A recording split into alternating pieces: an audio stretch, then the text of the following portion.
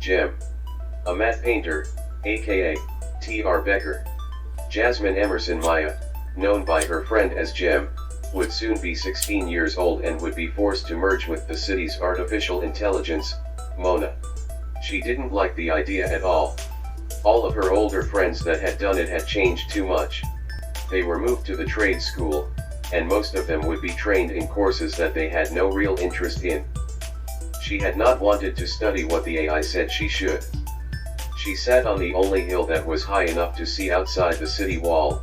It was in the middle of the Central Park, but none merged would climb up there, only the young would do it, and not many of them. It took 2 hours or more, but she thought the view was worth it. The world outside the wall looked to be nothing but vast areas of huge trees, and a few meadows on rolling hills, as far as she could see. There were a few lakes that shined in the sunlight. Mona had taught them to go outside the wall was to court death in 1,000 ways. It was why the wall had been built so many generations ago. It was for the safety of the people. She was not sure that she believed this after all. She had read everything she could find about history, and man had been the only thing other men had to really fear in the world. There were many beasts that could kill or many ways to die, but for man's first 9,000 years that was normal. Living one's life never knowing how death would come. She had always been interested in history, but there was limited information in the city's database that she was able to access. She had never understood this, and when she had asked about it was told it was a time best to forget. This made her want to know more. When she would merge she knew it would not be history she would be trained in. It was as if history was being hidden from the people. The light wind blew a few strands of her long brown hair around her face, so she found a hair tie, and pulled back her hair. It was going to be a warm day. Summer was coming a little early this year, she thought. There were few clouds, and she could see for miles. She loved the way the water in the lakes shimmered in the sunlight. A mockingbird made a loud noise in the trees behind her. She turned to look at where it was coming from. The bird was given a warning. There coming up the path was a young man. This surprised her. She had never seen any others there in over 2 years she had been coming. Most of the youth spent Saturdays at one of the many attractions the city offered each month. The few friends she had never wanted to waste their time hiking the day away, but she loved to be out in nature, out of the crowded city. The parks were the only place one could really be alone out in the open. In the city, drones watching everything that one would do. For some reason, they stayed out of the parks where there were a lot of trees. The young man had blonde hair, and was about her size, she noticed, and he walked with a sense of confidence about himself. He had on a head bandana that showed he was from the South Side School. He was smiling as he approached where she was sitting. "Fine day for a walk in the woods, is it not?" he asked. "Yes, it is," was all she could think of saying. She was taken aback by how handsome he was, now that he was standing there. "Wow, what a view you have here." He was looking out over the wall at the forest. "I have never seen over the wall before." She could see the wonder in his eyes. "I love to sit here, it is one of the most beautiful places I have ever seen." She smiled up at him. "My name is Jasmine Emerson Maya, my friends call me Jem. You may join me if you like." He looked down at her smiling face. She was cute, he thought as he sat down next to her. "My name is Jeff, James's friends called me JJ. What school are you from?" he asked. "I'm from the north," she said with a little pride. After all, it was the best school in the city. "So, this is the first time you have been here?" He nodded his head. "Yes, I had just learned of the place from a book I was reading and had to see it for myself. I really wasn't sure if the book was telling the truth or was just a fantasy tale, but if this part was true maybe the rest is real too." Wow, a book, she thought. No one owns books anymore, let alone read them, but he was saying he had one. She had never seen one before. All her reading was what was on the city's database. "You have a book?" she asked. He laughed a little. "Well, not with me, but yes, I have many." He was still smiling, The one that talked about this place was published some 30 years before the city was built. That was why I was not sure if it was really a place that was part of the planning of the city, or hopeful thought of the author. Wow, she thought that would mean the book was over 800 years old, and he said he had many. You have a book that old? Where did you get that? She was not sure if she believed him. You know that the south side is the oldest part of the city. The first remodel was 200 years later. They just dropped the buildings and built right on top. At that time it was when Mona went online, and there was no need for a lot of things. Banks, cars, parking lots, or libraries. I have found a way into an old library that was sealed up. Not the whole library, just a couple of rooms. A couple of rooms of books, she thought. She was not sure she would ever leave. She had read about libraries and seen pictures of them, but he claimed to have found rooms of books. She got the feeling that he was telling her the truth, but why should he? He had just met her and knew nothing about her. The next morning, "It is time to get up, Jasmine," the voice of her room said. That meant it was 8 a.m. She would have liked to lay there for a few more minutes but knew the voice would not let her rest. She sat up, putting her feet on the floor. 10 days, 4 hours till merge. It added. She didn't need a reminder of that fact, but she was not going to let that spoil her Sunday. JJ was going to meet her for breakfast, then he was going to take her to his library. She was not sure just why but was glad that he liked her. She had enjoyed meeting him, even if he had not told her about the library. She had never had a boyfriend before, always busy trying to learn more about history. "Jasmine, would you care for a list of today's attractions?" the voice asked. She didn't like the voice much. It was not male or female, that could be why. "No thank you." She picked out a pretty pink and white flowered wraparound dress, she hoped he would like. She looked at herself in the mirror. The dress showed off her small frame well, she thought. She was happy with her choice. As she finished brushing her hair, the voice said, "Would you care to see the latest trends in hairstyles in the city?" She nodded her head, her reflection blurred and her hair changed. It was now blue, 2 inches long standing up, with one strip about 8 inches long on the right side that stood and leaned to the right and was bright red. She shook her head, no, and it changed to a huge teased out ball that was rainbow colored. Again she shook her head, this time it was a mass of tight curls, her natural color. "I'm fine the way it is, thank you." Her reflection returned. She was never one to follow city trends. "Please make me a school bandana to match my dress," she said. She picked out a light pink wristband and headed out the door, thinking of just how much Mona was part of the everyday life of living in the city. She was watching their every move. There were cameras all over the place and wristbands they all had on. She knew where they all were all the time, and was listening to their every word. She just hoped that she was unable to read her mind, but was sure that Mona could reason out what she may be thinking. She wondered how many others had thoughts as she did.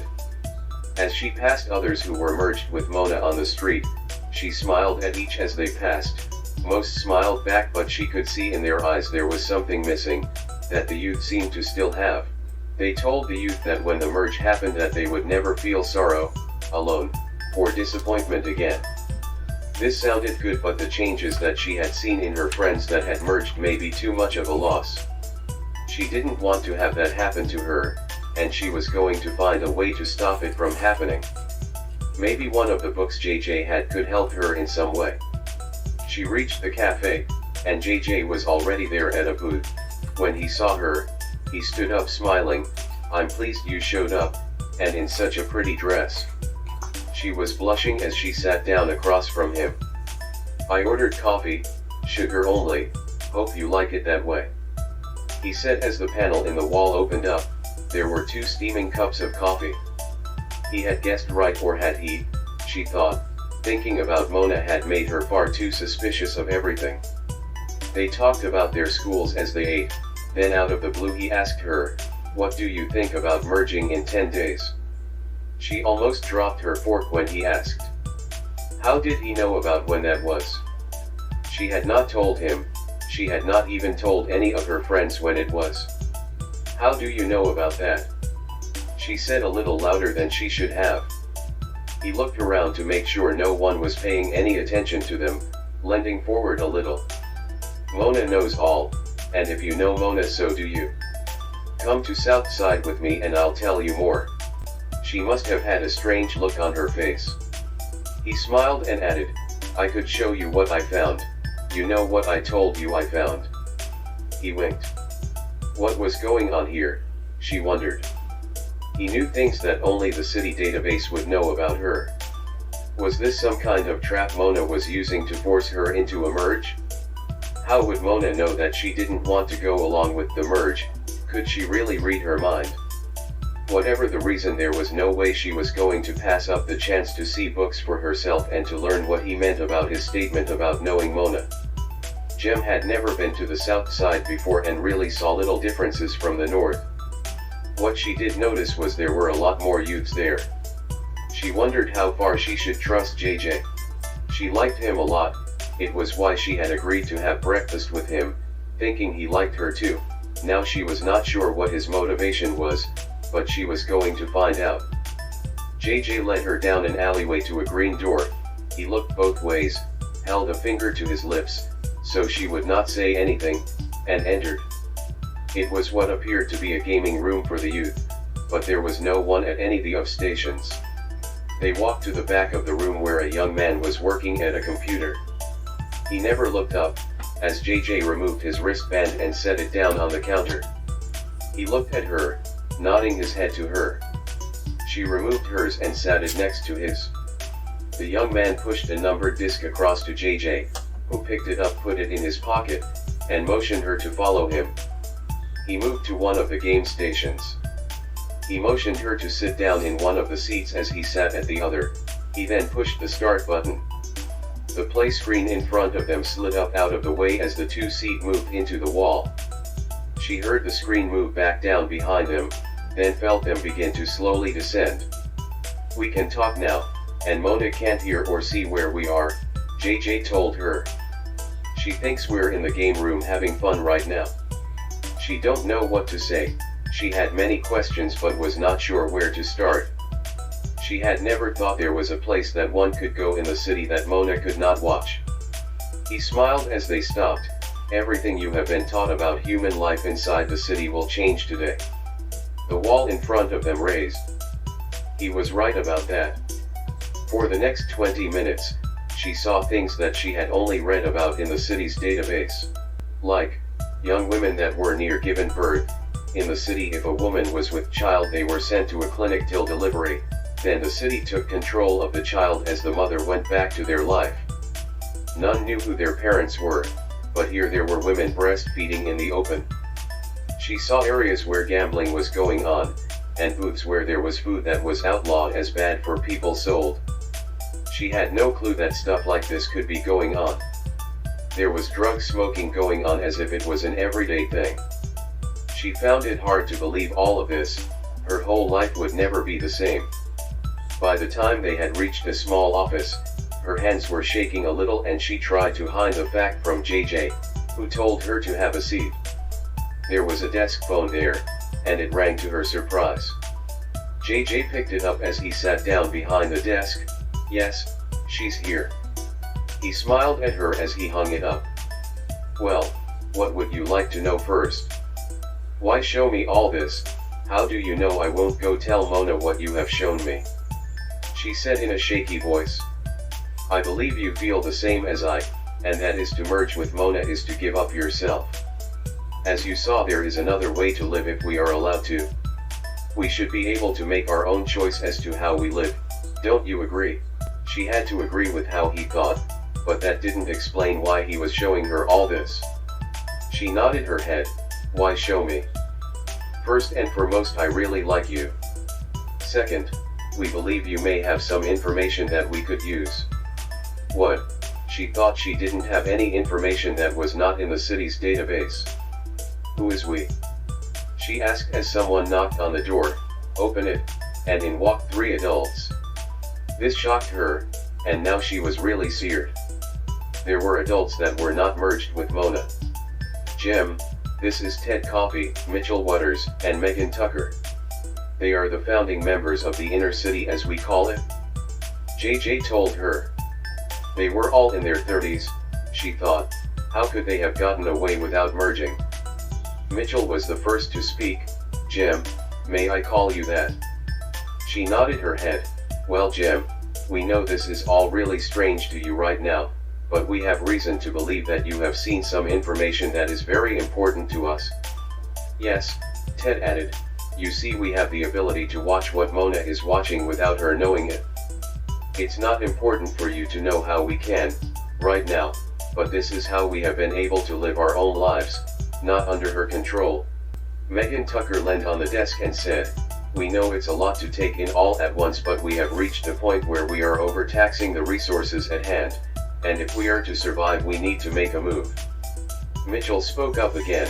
"As you may have noticed that Mona has been removing or changing what we are shown of the city's history."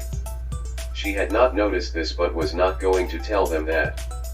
"We had checked the logs and you have seen more of the city's history than anyone in over 300 years, and it shows that a lot of this history has been removed from the database not long after you had accessed it." Jem shook her head. "You think that I may have seen something that could help you? I assure you that my memory is not that good, nor can I think of anything right offhand that could be useful to you." She was having a hard time dealing with all this. Megan smiled at her. "No worries, my dear. We have ways to help you remember everything you have ever seen if you will agree to try." 2 days later, she had been told everything there was to know about what they had called the inner city, and just what it was they wanted with her. They had been hiding from Mona for almost 20 years and it was getting hard too. They had grown to nearly 3,000 and it was harder and harder to feed that many. There was room to hide in the underground, but food and power were their biggest concern. She could understand why. Ted and Megan had found the ruined lab that had created Mona when they were only 12 and learned that it was the backdoor hooked into the system, but they were only able to make small changes and still stay hidden. In the last year, they began to search for a way out of the city. They wanted to live their lives the way they wanted, not the way Mona wanted them to. She could not blame them at all. She wanted the same thing. They had searched the database for the blueprints of the city sewer system, but it would seem that Mona was ahead of them, and had deleted them. The log showed that she had been the only person in over 2 years who had accessed that file, and they thought they could retrieve it from her. They believed that it could show them a way out of the city, and they could start a life of freedom. She was all for the idea and would do what she could to help. After all, she wanted to go with them. Merging with Mona terrified her, and no matter what, it was not going to happen. Megan led her into a small room with a chair that was ringed with computer planes, with blinking lights. "Have a seat, and we will get this over with," she told her, as she began to push buttons and throw switches, here and there. They had told her that there was a risk to what they were going to try, it having never been done before. She didn't care. People had a right to live the way they wanted. In her study of history, she could understand that at one point having given control over to artificial intelligence may have been the right thing to do, but that time has passed, she thought. It didn't take long and they had the information that they needed, and it didn't hurt her at all. JJ had been monitoring from the next room and rushed in. He really did care for her, as much as she cared for him, she thought. He hugged her with a sense of relief that she was okay, and it made her feel good that he did. The information was just what they needed, and they were all acting as if she was some kind of hero, and she didn't feel too good about it. She was no hero, just someone wanted to lie free. On the morning of her 16th birthday, JJ and her stood just inside the opening of the sewer in the city wall. The view was stunning, with trees and plants as far as they could see. They were going to be the first humans to be outside the wall in almost 500 years. Now they just had to relearn to live without most of the technology they took for granted. Her birthday would now become a new Independence Day for mankind.